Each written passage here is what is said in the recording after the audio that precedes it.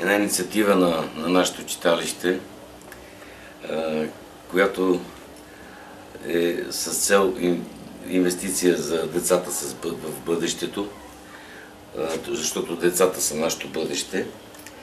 И нашата идея е да привлечем тези, които не са започнали още да се занимават, било то с школно пеене, било то с хорово пеене, било то с участие в нашия оркестър, в театрална, да имаме бъдеще.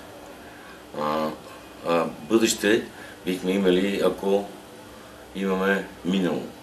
Добре, значи накратко това е една нова инициатива за нашето читалище.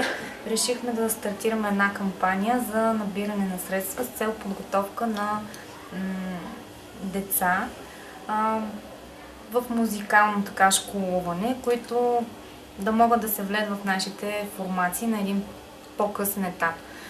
С събраните средства от тази инициатива ние ще организираме един лагер. След кастинг и подбор на децата, те ще могат да заминат за няколко дни с преподаватели, където да работят групово и индивидуално, да учат, но също и да се забавляват, за да се изгради един хубав екип и една връзка помежду им.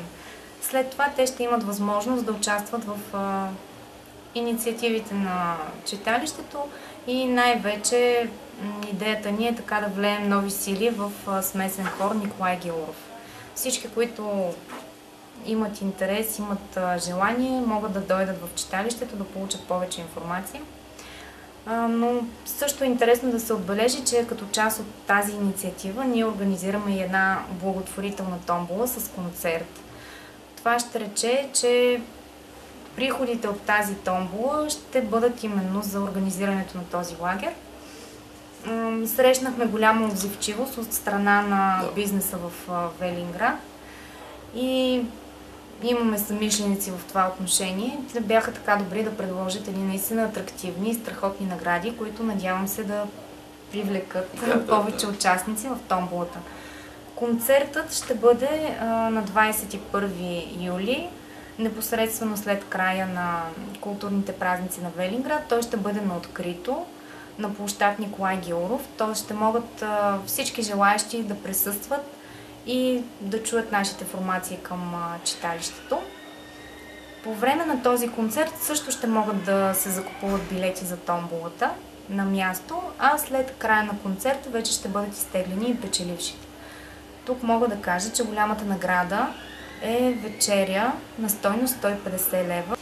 След това имаме много награди, спа процедури от различните ни съмишленици. И ние работим както с град Ракитово, в нашата школа,